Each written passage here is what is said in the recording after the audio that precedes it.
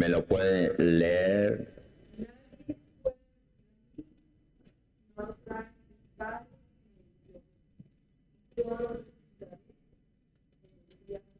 Amén. Lo leyeron con cuidado, ¿no? Este versículo, ¿no? En este versículo la palabra nos está explicando con claridad qué es la fe, qué es la salvación y qué es el pecado. En este versículo tan corto. La fe es aquello que Dios concede a quienes Dios mismo rescata y atrae hacia sí mismo. ¿Entendieron? Lo voy a explicar de vuelta, más claro.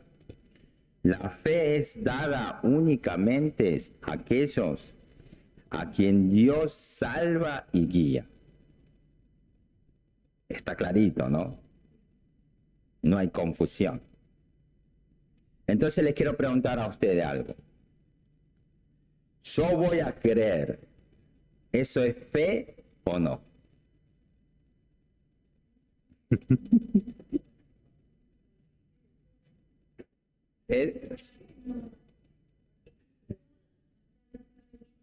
Bueno, acuérdense bien lo que leyeron ustedes en el versículo, ¿sí?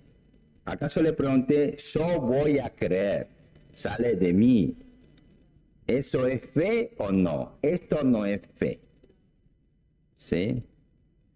Porque la fe no nace de la decisión humana, sino que Dios la concede soberanamente a quienes Dios ha elegido y Dios nos da gracia. Por eso hay que leer con cuidado, lentamente y correctamente la palabra. No hay que leerlo tan a la ligera, ¿sí? Tienen que prestar mucha atención y siempre en sus oraciones pedir la revelación de Dios, no nuestro entendimiento. Después vamos a profundizar más esto, porque hoy en las iglesias, no era problema esto de la antigüedad, hoy mismo en las iglesias tienen estos problemas, ¿sí? Dios la da de manera unilateral, ¿sí? Veamos Efesios capítulo 2, versículo 8. Efesios, vamos a buscar varios pasajes, ¿sí? Va a ser medio complicado, pero hay que verlo, porque nosotros nos vamos a basar todo, no en mis palabras. Yo le puedo mentir acá arriba. Nos basamos todo en la Escritura, ¿sí? Efesios capítulo 2, versículo 8, quiero que lo lean. Lento, despacito y correctamente, ¿sí? ¿Alguien me lo puede leer? Dios salvaba mediante la fe. Esto no procede de ustedes, sino que es el regalo de Dios. Bien claro está la palabra, ¿sí? Porque por gracia ustedes, nosotros, han sido salvados mediante la fe, ¿sí? Entonces, ¿cuál es aquí la condición previa? Le pregunto de vuelta. ¿Cuál es aquí la condición previa del hombre?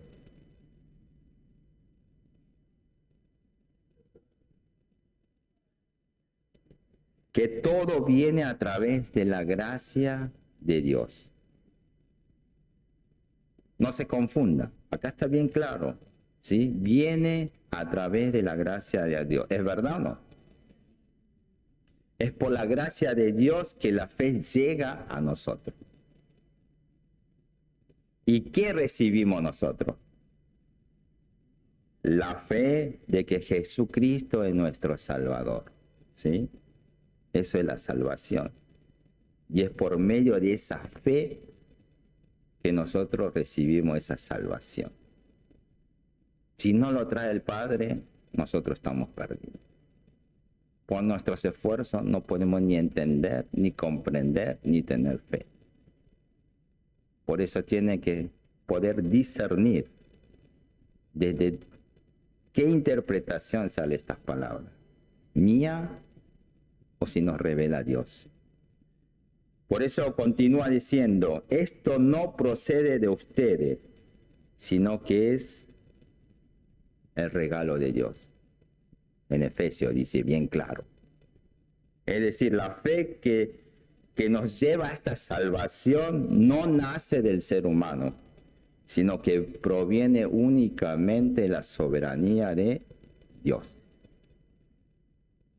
Acá bien claro nos dice que es un regalo de Dios, no una obra humana. ¿Sí? Entonces, le quiero preguntar, ¿cuál es la voluntad de Dios? Hoy se habla mucho en la iglesia, mucho sermón de las voluntades de Dios. Que creamos en Él, salvarlo. Bueno, la voluntad de Dios es salvar a los que Él ha escogido. ¿A quién? A los que Él ha escogido. Pero como durante mucho tiempo no hemos entendido esto correctamente, terminamos diciendo, todo es la voluntad de Dios. Pasa algo en la voluntad de Dios. Sucede algo en la voluntad de Dios. Si se pelean dentro de la iglesia y si se divide, dicen también, eso es la voluntad de Dios. Y todo lo que el ser humano no entiende, no puede explicar y no quiere asumir, también dicen, eso es la voluntad de Dios. De esta manera se usa la voluntad de Dios de forma ligera y sin fundamento, evaluándola y aplicándola según la conveniencia humana de cada uno, de forma absurda y sin discernimiento. Debemos conocer nosotros con claridad la voluntad de Dios, tal como la Biblia, la palabra nos revela, y no como el ser humano la interpreta arbitrariamente, como él quiera. Por eso la Escritura nos dice claramente, y está registrado, que el propósito por el cual Jesús descendió del cielo y se encarnó como hombre. Y lo vamos a constatar, no porque yo estoy parado acá y digo. Veamos San Juan capítulo 6, 38 y 39. Allí está bien claro la voluntad de Dios. San Juan capítulo 6, 38 y 39. Que alguien me lo lea.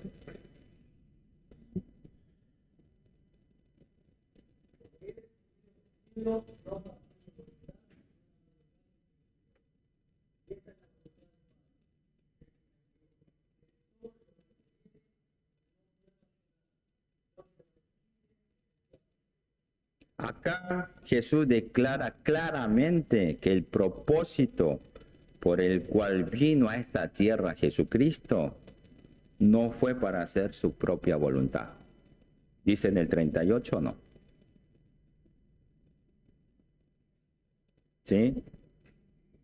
Sino cumplir la voluntad de ¿quién? Del Padre Dios.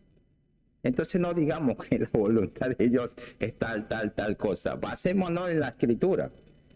La Escritura bien claro nos está diciendo. Es que nosotros no vemos bien la Escritura. Definimos la voluntad de Dios a nuestra manera, a nuestra necesidad. Por eso hay que ver bien la palabra de Dios. ¿Sí? Entonces acá, ¿cuál es la voluntad? Nos dice bien este versículo 39. Lo explica con toda claridad. Es que Jesús no pierda a ninguno de los que le fueron dados, sino que los resucite en el día final. De los que le fueron dados.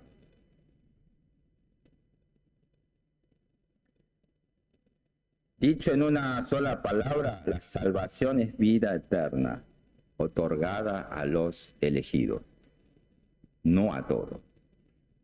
es a los elegidos. No se confunda, el Padre Dios atrae a los pecadores. Y si Dios no lo guía y no los conduce, nadie puede creer en Jesucristo. No es que nosotros vayamos a Jesús porque decidimos creer con nuestra fuerza, sino que Dios conduce a los escogidos, a los elegidos y los envía a su Hijo. ¿Vieron que es una diferencia abismal? No es mi querer. Todo es de la soberanía de Dios. Por eso creemos en Jesús, creemos porque el Padre nos dio a Cristo y nos llevó hasta Él. ¿Qué hicimos nosotros? No hicimos nada. Todo viene de la soberanía de Dios. Cuando no conocemos correctamente la palabra santa de Dios, sucede algo muy grave. Muy, muy grave. La palabra de Dios es golpeada y deformada por el pensamiento pequeño del hombre y superficial del ser humano. Cada uno la acomoda a su criterio, la adapta a su lógica, la reduce a opinión personal.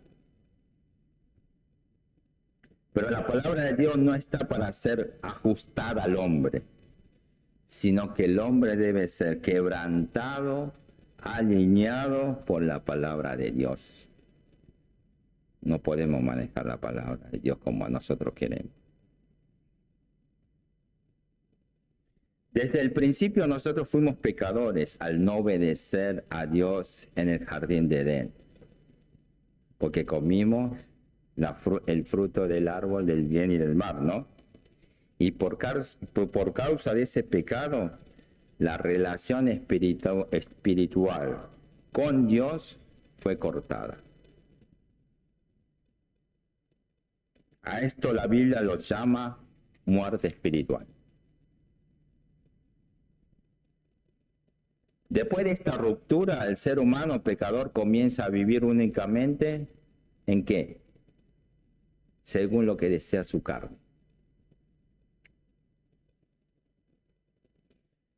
Originalmente el espíritu del hombre estaba unido con Dios y existía una comunión espiritual con Dios, ¿sí o no?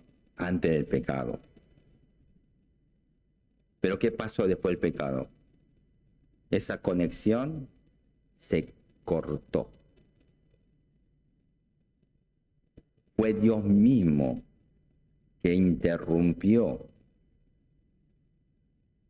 debido a ese pecado, porque Dios no quiere el pecado. Él es muy santo, lo rechaza. La relación quedó totalmente rota. No hay vuelta atrás. Entonces, ¿qué quedó? Si se murió en la parte espiritual, ¿qué quedó? La parte carnal. Y la carne solo quiere lo que puede ver. Solo responde a lo visible y a lo terrenal. Por eso desde ese momento el ser humano vivió dominado únicamente por la carne, después del pecado, viviendo conforme lo que él quiere, lo que desea y lo que busca.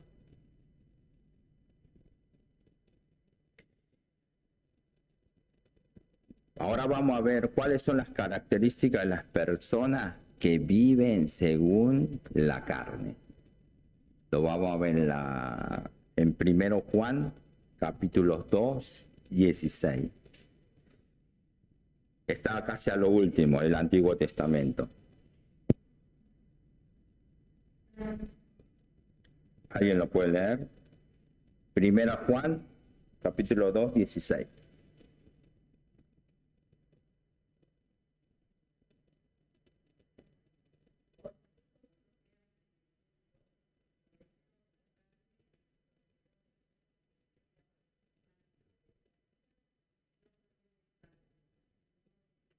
Amén.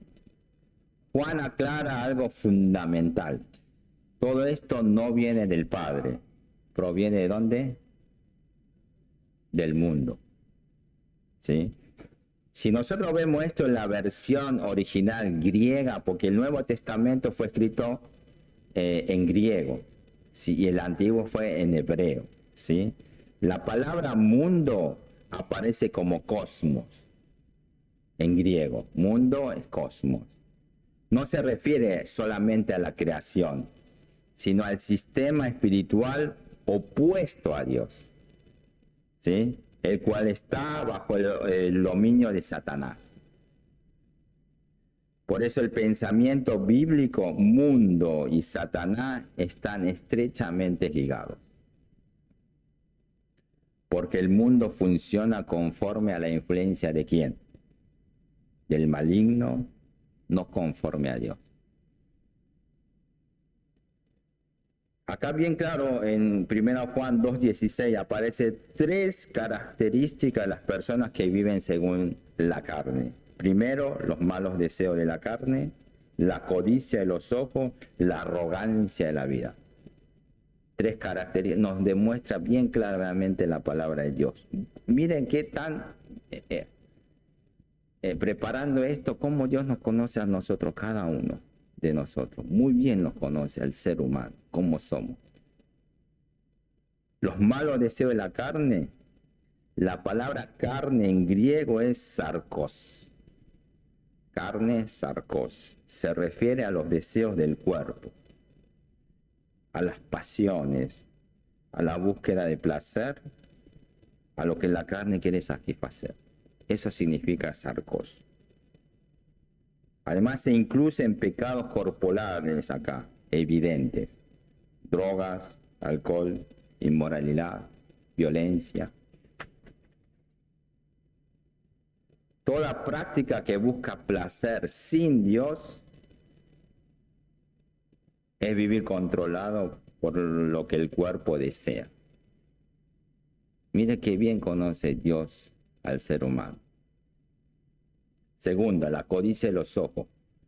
En la versión original griega aparece como epitimia ton oftalmon. Larguísimo, ¿no?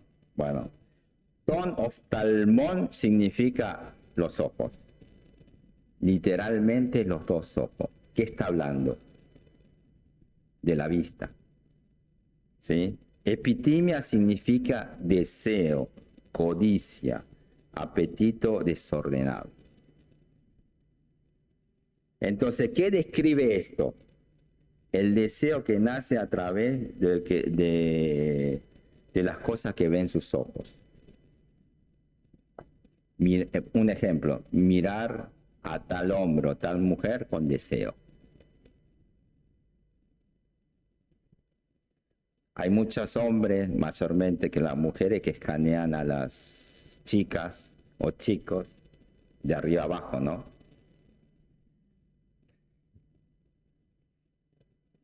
Mayoritariamente los hombres. Las mujeres también, pues somos todos seres humanos. Pero acá hay algo mucho más profundo. Dentro de esa expresión también están incluidos la envidia, los celos, la competencia, los deseos que nacen en el corazón y luego se activan cuando los ojos ven. Tercera característica, la arrogancia de la vida. Esto es fatal. Se refiere a jactarse de lo material, ¿sí? A vivir presumido de lo que uno posee, mostrando apariencia, estatus y vanidad. Pero acá viene lo más sorprendente. No se limita solo en las cosas materiales. También el estudiar más que otro, sentirse superior. Tener ciertos dones y talentos que nos da Dios, orgullecerse de eso, demostrando a otras personas. Mostrar una actitud de autosuficiencia y arrogancia que no necesita a Dios. Y acá viene lo más impactante. incluso al jactarse de los propios hijos. También entra en la soberbia de la vida, comparar a nuestros hijos con otros y decir por dentro en sus corazones, mi hijo es mejor que el tuyo. Esto también es orgullo de la vida. Así nos demuestra la palabra de Dios, nos conoce al ser humano en lo más interior. La palabra nos está demostrando cómo somos nosotros sin Dios. Estas son señales del ser humano que vive sin comunión con Dios, del ser humano espiritualmente muerto. Pero aquí viene la gracia. A esas personas Dios los rescata y los trasladó ¿a quién? A Cristo. Nos sacó de ese estado que estábamos y nos llevó a Jesucristo. Sin embargo, aunque hemos sido salvados y vivimos en este mundo todavía conservamos esa naturaleza pecaminosa. La tenemos incrustada. Por eso estos malos deseos del cuerpo, la codicia de los ojos, la arrogancia de la vida, sigue apareciendo una y otra vez en nuestras vidas. ¿No es así? ¿A quién no le pasa esto? Y cuando eso ocurre, no es que dejarnos llevar por esas emociones. Dios nos llama. ¿Cómo nos llama a vencer estas cosas? Con el poder de su palabra. Por eso es tan importante leer la palabra y comprenderla, porque por nuestra fuerza no la vamos a poder vencer. Solamente podemos vencerlo a través de su palabra. Yo no sé si este año ustedes se prendieron con los coreanos a leer la Biblia durante... También estaría muy bueno, ¿sí? Empezar a leer un capítulo, o dos, como quiera, o 3 por día, en su tiempo libre, tranquilo, tener una constancia, ¿no? La Escritura no nos dice, glóriense en ustedes mismos, sino glóriense en Dios, exalten a Dios. Por eso la vida cristiana nuestra es una batalla de reemplazo. No es una batalla con otro, es una batalla dentro nuestro. Dejar esta jactancia de la carne, abandonar los malos deseos de los ojos, renunciar al orgullo de la vida y poner en su lugar ¿a quién? La gloria de Dios. Este es el combate espiritual que nos corresponde vivir a nosotros, a cada uno de nosotros. Ahora vamos a volver a la palabra San Juan 6:44. Vamos a ir por pasito. Hice una introducción para que ustedes comprendan que todo esto viene de la soberanía de Dios, no de nuestro esfuerzo, no del hombre. Dios trabaja de otra forma. Acá mismo dice, nadie puede venir a mí si no lo atrae el Padre que me envió. Bien claro está este versículo. Y solo resucitaré en el día final. ¿De dónde comienza la fe? ¿Entendieron ahora algo? ¿De dónde comienza la fe? Acá bien claramente dice el texto, nadie puede venir a mí, lo repito de vuelta, si no lo atrae el Padre que me envió. En este versículo se nos está explicando con toda claridad el punto de partida de la fe no comienza en el ser humano, sino que viene de Dios. Es Dios quien por medio de Jesucristo hace que Cristo sea mi Salvador. Y a través de este proceso, Dios nos concede la fe, nos da esa fe de que Jesucristo es nuestro Salvador. ¿Vieron qué diferencia? No es que yo creo. Dios nos atrae y nos hace creer. Es decir, no es que yo decida creer primero. Muchos dicen, yo creo. ¿Acaso lo que quiero romper el hielo es yo no existo? Sino que Dios me conduce a Cristo. Y como resultado de haber sido conducido por Dios, recibo ¿qué? La fe. Cuando dice acá traer, llevar o conducir, está hablando claramente de la acción soberana de Dios, que guía al escogido hasta el Hijo. Cuando vemos esto en la versión original griega, atraer, esto se tienen que acordar bien, porque esto es muy, muy importante. Se le dice helkio. Atraer se le dice en griego helkio. Significa sacar, arrastrar, tirar con fuerza, rescatar hacia afuera. ¿Sí? Es un término que en tiempos de Jesús se usaba a los pescadores. Vieron, los discípulos de Jesús eran mayormente pescadores, ¿sí? Cuando iban a pescar. Y Jesús lo usa este helkio de manera intencional. El pez piensa que salta solo a la barca. No sube por su decisión propia a la barca el pez.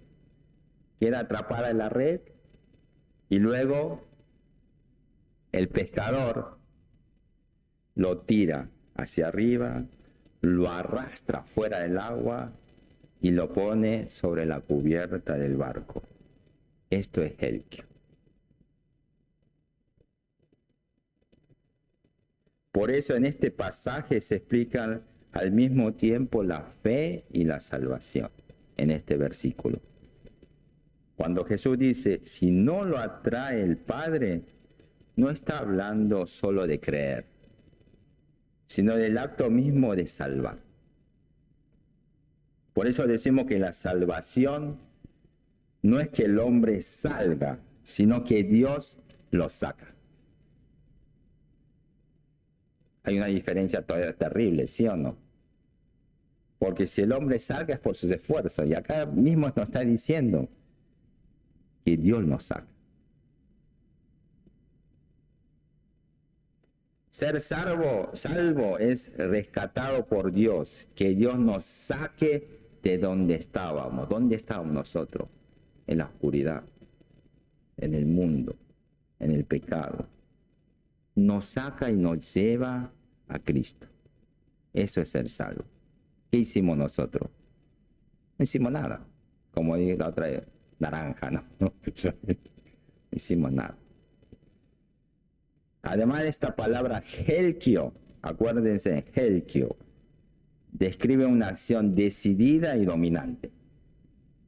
Una acción soberana donde el que es rescatado no tiene control, no dirige el proceso y es movido por otro. ¿El pez cómo fue sacado? ¿Por sí solo? No, por otro. Y Dios no hace lo mismo. Le di este ejemplo. Fíjense, Jesús, casi todos los discípulos eran pescados, menos uno, Judas Iscariote, ¿no?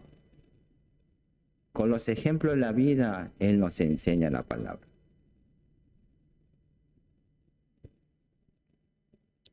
La imagen es clara. Alguien que se resiste. Nosotros nos resistimos. Alguien que no quiere, no puede moverse, pero que es sujetado con firmeza y desplazado. Nosotros rechazamos, pero Él nos saca y nos traslada al reino de su Hijo. Eso es salvación. No es porque nosotros vamos. Nosotros somos seres que continuamente resistimos a Dios. Evalúense en ustedes mismos. Constantemente decimos, no quiero, no quiero, no quiero. No podemos, nos forcejeamos, nos rebelamos contra Él. Y aún así Dios actúa. Nos toma con autoridad, mueve contra nuestra propia resistencia, nos saca de donde estábamos y nos lleva ¿a dónde? A Cristo. Eso es la salvación y ser salvo. La salvación no es que el hombre coopere, ni que el hombre ayude o aporte algo. Dios nos arrastra con Helquio hacia Cristo, hacia Cristo. Nos coloca delante de Cristo. Por eso hoy nosotros estamos en Cristo. No porque nosotros hayamos querido primero, sino porque Dios quiso primero. Eso es la diferencia terrible. En querer, Dios quiso, nosotros no quisimos. Cuando uno entiende este término, puede seguir diciendo, yo me voy a salvar. Porque sirvo mucho en la iglesia, porque me sacrifico, me esfuerzo. ¿Pueden seguir diciendo eso? Yo me voy a salvar por sus acciones. No, eso ya no tiene sentido. Ese lenguaje nace de no conocer la palabra de Dios. Cuando conocemos correctamente la Escritura, la Biblia, vamos a entender con claridad cómo comienza la salvación, qué significa realmente ser salvo, de dónde proviene la fe y quién es el autor absoluto de todo esto. Si ustedes no comprenden la palabra, no van a entender nunca. Por eso es necesario que ustedes lean. Jesús mismo dijo, el hombre no vivirá por la comida, sino toda palabra que sale de la boca de Dios. Ahora bien, la salvación tiene una relación inseparable con el pecado. No se pueden separar. No existe salvación sin el pecado. La salvación es necesaria porque existe el pecado. Si no existe el pecado, si quitamos el pecado, entonces la salvación pierde su razón de ser. No sirve para nada. Pero hoy en día, muchas enseñanzas omiten deliberadamente el tema del pecado. No quieren hablar del pecado. No sé si escucharon sermones o otras prédicas en otros lugares. Siempre está junto. No puede separarse. Sin pecado no puede haber salvación. Hay salvación porque hay pecado. Es sencillo, es claro. No es nada desordenado ni complejo. La verdad es simple, sencilla. No sé si ustedes vieron un libro. Era famoso en Corea. Muchos coreanos leyeron. Una vida con propósito. Famoso. Todos lo leían. Pero ¿qué se dieron cuenta leyendo eso? Desde la primera página hasta el último capítulo no se menciona ni una sola vez la palabra pecado. No sé los que leyeron si se acuerdan. El mensaje es simple, siempre el mismo en este libro. Dios tiene un propósito para tu vida. ¿Sí? Te dio el talento para actuar y ese talento tiene un propósito. Te dio popularidad para que seas famoso. Mientras más conocido seas, más gente te seguirá y así podrás mostrar a Dios. Es un mensaje de propósito, sin pecado. Se volvían locos la gente con eso. Y por lo tanto es un evangelio sin salvación real, porque no está el pecado. Nosotros bien claramente vimos que la salvación está porque está el pecado, es algo inseparable. Ese libro que estaba diciendo solamente se enfoca en el propósito. Y cuando solamente se enfoca en el propósito es una religión. Donde no se habla de pecado, no hay verdadera necesidad de salvación. Donde no hay pecado, la cruz pierde sentido. Y donde la cruz pierde sentido, esto es fatal. El evangelio ha sido distorsionado. El verdadero evangelio comienza con el pecado, continúa con la gracia y culmina en la salvación por medio de Jesucristo. Eso es el verdadero evangelio. Por eso el pecado y la salvación no se pueden separar. Eso es lo que nos está diciendo la palabra hoy en día. Cuando queda solo el propósito, como yo le había dicho recién, es simplemente religión. No es fe. ¿Cuántos leyeron ese libro? Casi la mayoría acá, ¿no?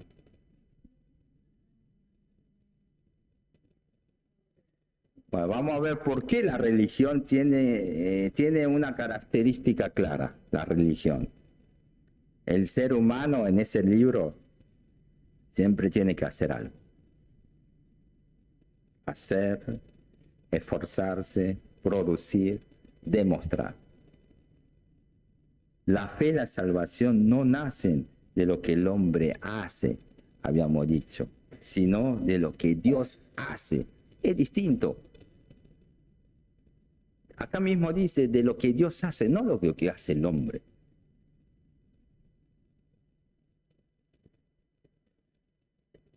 Dios viene al encuentro del pecador. Fíjense, en todas las religiones, el hombre va a esos dioses falsos, pero acá el Dios verdadero viene a nosotros. Es una diferencia abismal en ir y venir. Él viene, nosotros no hicimos nada. Viene y nos abraza y nos toma de manera unilateral, de forma soberana, de forma decidida, incluso contra nuestra resistencia. Aunque decimos no. Nosotros resistimos, forcejeamos, nos rebelamos ante Dios constantemente, pero Dios nos toma y nos mueve. Esto es Helkio, ser arrastrado por Dios hasta Cristo. Salvación verdadera. ¿Vieron qué diferencia que hay con el libro de la vida con propósito? No habla nada del pecado. Y todos se vuelven locos por ese libro. Y todos quieren hacer así. Por eso cuando entendemos esto, ya no hablamos más de yo hago, yo logro, yo merezco, sino que confesamos, Dios me tomó, Dios me sacó, Dios me llevó ¿a quién? A Cristo. Y eso no es religión, eso es fe, eso es salvación. ¿Entendieron bien qué es salvación? Por eso tenemos que entender correctamente ahora qué es el pecado. El pecado según la Biblia, no según la idea humana. ¿Qué es el pecado? ¿Desobediencia? ¿En Génesis? Sí, ¿no?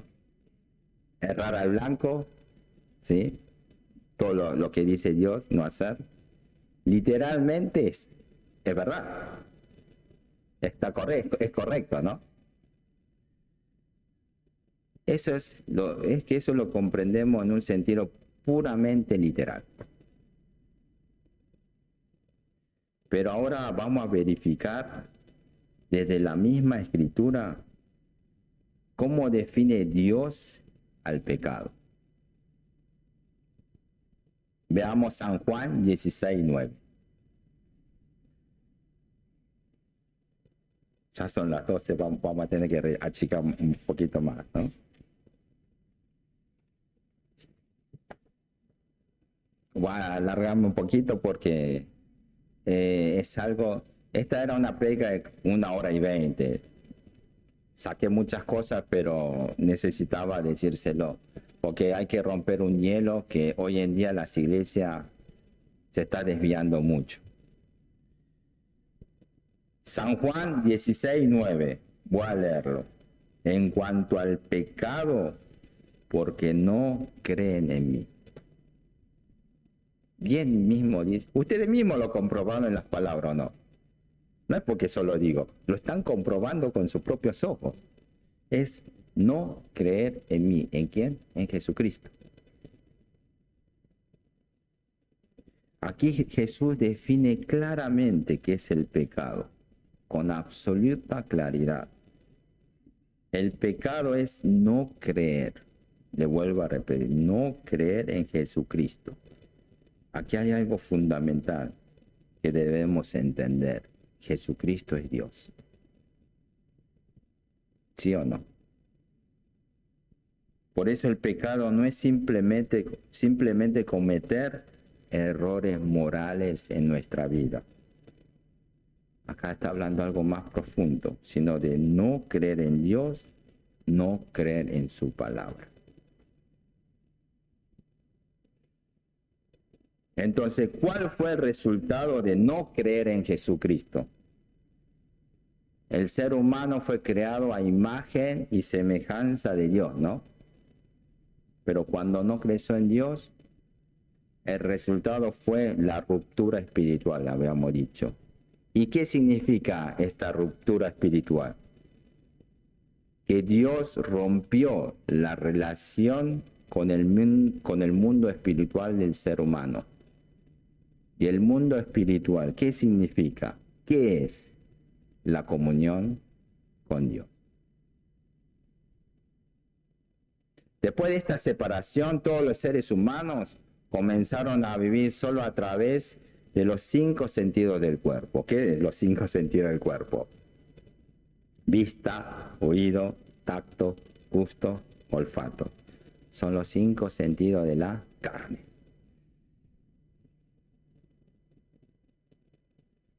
El ser humano ya no vive guiado por la comunión de Dios, sino por lo que percibe su cuerpo. ¿Ustedes viven así?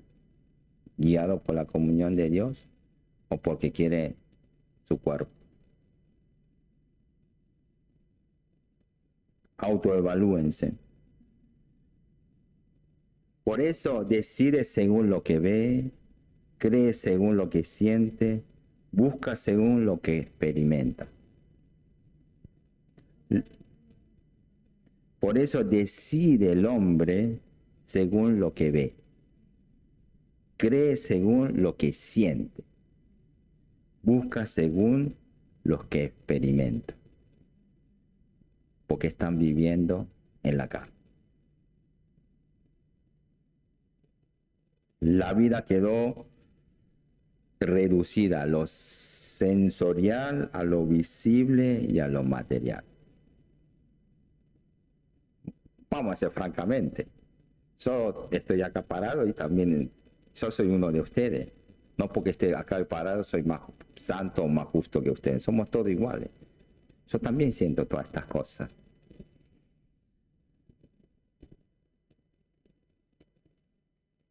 Por eso sucede algo muy serio cuando el ser humano vive según la carne.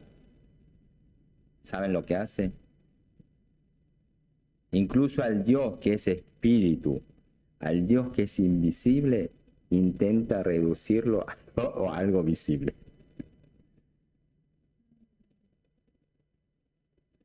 Como ya no puede relacionarse espiritualmente con Dios, empieza a fabricar dioses que puedan ver. Convierte al Dios invisible a imágenes, aves, animales o figura hecha por la mano del ser humano. Eso es el resultado del pecado. Y lo vamos a constatar. Veamos Romanos 1, 22 y 23. Romanos capítulo 1, 22 y 23.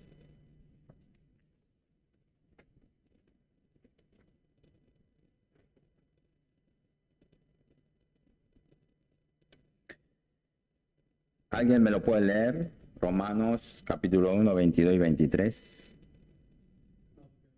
Se volvieron necios, cambiaron la gloria del Dios inmortal por imágenes que eran réplicas del hombre mortal, de las aves, de los cuadrúpedos y de los reptiles. Amén. Esto es idolatría. Ustedes bien mismo constataron con la palabra, ¿no? Por eso siempre, cuando predica un pastor o alguien u otro, o yo, cualquiera, siempre tiene que constatar con la palabra. Si no se constata con la palabra, solo le puede decir Satanás, cualquier cosa. Ustedes tienen que discernir y comprobar. Si nosotros no comprobamos, a un chico africano desde chiquito nace esto que es blanco, le dice negro, negro, negro, negro. Cuando sea grande él va a entender que esto es negro. Por eso tiene que discernir. No porque acá esté parado cualquiera, otro, yo. Ustedes tienen que discernir. Yo les puedo mentir.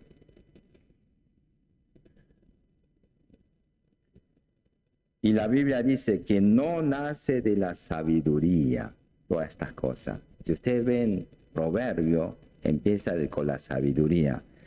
Léanlo una vez, reemplacen esa sabiduría por Jesucristo y lo van a entender mejor. Porque la sabiduría es Jesucristo. Sino de la necedad producida por las separaciones. Es por nuestra necesidad que buscamos esos dioses falsos. En el pensamiento bíblico la palabra ídolo en hebreo, idol, ¿no? En coreano, ídolo, en realidad significa caca. ¿Sí? Tiene un sentido fuerte, señala algo vacío, sin valor, impuro, que no tiene vida ni gloria verdadera. Si ustedes ven, buscan esto, ídolo en hebreo es caca. La Biblia nos muestra lo absurdo de cambiar la gloria de Dios eterno por las cosas creadas, por las cosas temporales. Nos muestra claramente. Por eso las personas que están separadas de Dios no pueden por sí mismos, por sus esfuerzos, acercarse a Él. No solo no se acercan, miren esto, ni siquiera entienden por qué necesitan salvación.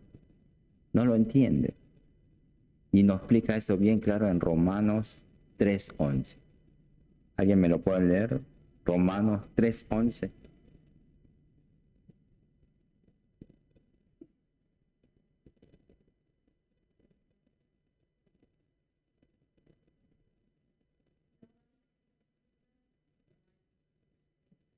Amén. No hay nadie que entienda, nadie que busque a Dios. Terrible. La palabra misma nos está enseñando. No hay nadie. Nosotros vivimos en un mundo visible, ¿no? Acá, que se ve, en la tierra. Pero Dios es invisible. Entonces surge una pregunta lógica. ¿Cómo puede el ser humano que vive solo en lo visible comprender y conocer a un Dios que no se ve? ¿Cómo?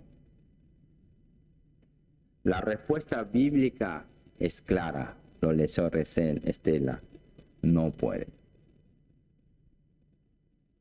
solo puede conocer a Dios si Dios mismo se da a conocer. Solo puede entender si Dios le concede entendimiento. La Biblia nos está diciendo que las personas no se esfuerzan lo suficiente o no estudian lo necesario. No está diciendo eso la palabra. La Biblia está diciendo algo más profundo. No pueden entender. No pueden buscar. No pueden conocer a Dios si Dios no se revela primero. Usted, aunque lea la Biblia 100, 1000, 10.000, 1.000.000, y si Dios no se revela primero, no van a entender. Tienen que pedir en sus oraciones que Dios le dé el entendimiento, que Dios se revele ante ustedes, no por mi fuerza. Por malas prédicas, esfuércense en el sacrificio. No es así. Por eso hay tantos problemas. Si Dios no te da el entendimiento, no lo van a entender. ¿Cuántos leyeron ustedes la Biblia? Pasajes ¿entienden algo? ¿Pidieron antes de leer la Biblia a Dios que le revele su mensaje? ¿O lo leen por querer leer? ¿Quieren en sus corazones conocer más o saber un poquito más de Dios? Entonces tienen que pedirle a Dios que le revele primero a Él, para que ustedes puedan entenderlo. No literalmente, sino espiritualmente. ¿Qué mensaje nos está dando Dios?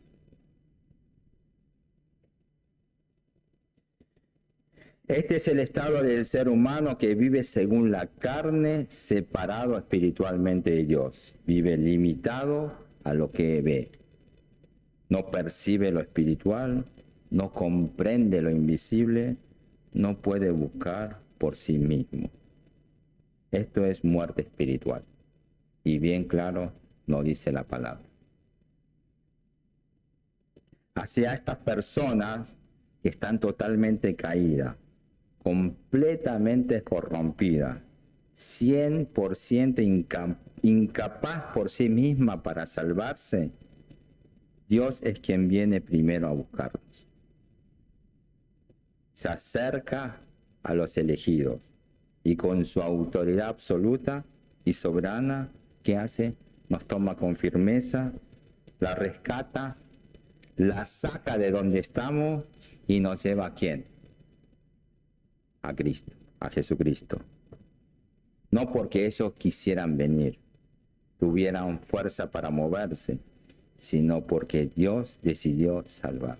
Todo se enfoca en Dios, no se enfoca en el hombre.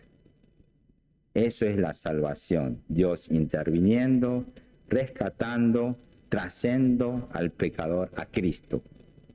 Por eso la salvación no comienza del hombre, comienza en Dios y termina en Dios.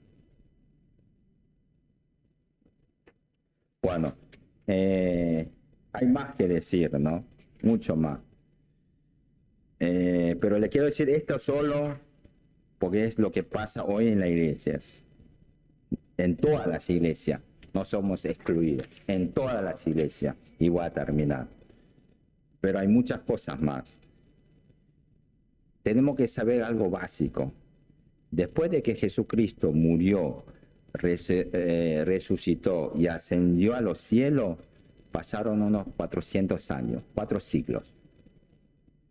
¿No? La teología comenzó después de los 400 años a dividirse en dos corrientes.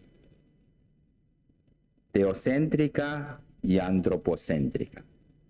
¿Qué significa esto? La teocéntrica, Dios como centro. Personas a quienes Dios le dio entendimiento, ¿sí?, que interpretaron la Escritura dependiendo de la revelación de Dios. dejando a Dios en el centro y reconociendo que todo comienza y termina en Dios. Eso es teocéntrica. Y antropocéntrica es lo contrario. Se centra en el hombre. Personas que interpretan la Biblia desde el punto de vista humano, lo que leen literalmente, poniendo al hombre en el centro, usando la razón, la experiencia, la capacidad humana como base principal para entender la fe. Esto ocurre hoy en día. En otras palabras, uno parte de Dios, el otro parte del hombre. Uno depende de la revelación y otro depende de la interpretación humana. Así que esta división no es histórica, como le dije. Es una realidad actual de las iglesias de hoy en día. Fíjense, la Biblia es la misma. Es una sola Biblia. Pero la diferencia está en quién ocupa el centro de la interpretación. Ese es el punto clave.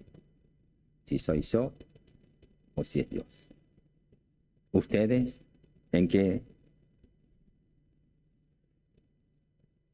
lado están?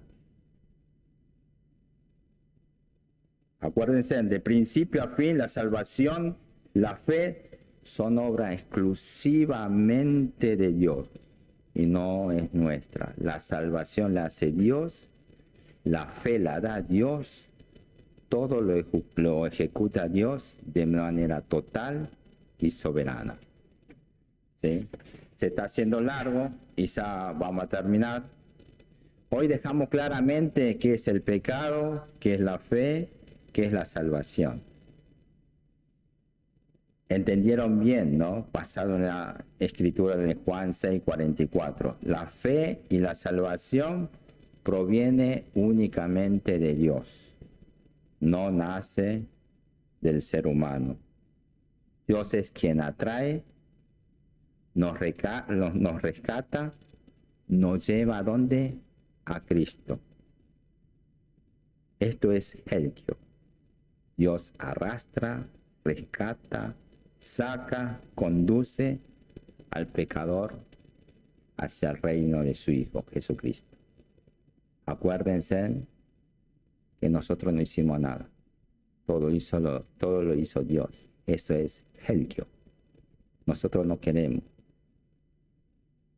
Y si vamos más profundamente, tenemos que hablar de la predestinación, pero se va a hacer más largo. ¿Entiende? Acuérdense, nosotros no somos nada. El enfoque no parte de nosotros. El enfoque todo lo hace Dios. Vamos a orar todos juntos. Padre Santo y Eterno, te damos gracias porque tu palabra nos ha hablado hoy con verdad, con autoridad y con gracia. Reconocemos delante de ti que nadie puede venir a Jesucristo si tú no lo atraes primero. La fe no nació en nosotros. La salvación no comenzó en nosotros. Todo vino de ti. Gracias, Señor, porque nos rescataste cuando no te buscamos, porque nos llamaste cuando estábamos lejos y porque nos llevaste a tu Hijo por pura gracia y misericordia. Guarda estas palabras en nuestros corazones, que no se pierda con el tiempo, que no sea robada, que no se diluya con el ruido del mundo. Haznos vivir cada día con humildad, con un profundo temor reverente, recordando que somos salvos únicamente por tu obra y que toda la gloria te pertenece a ti.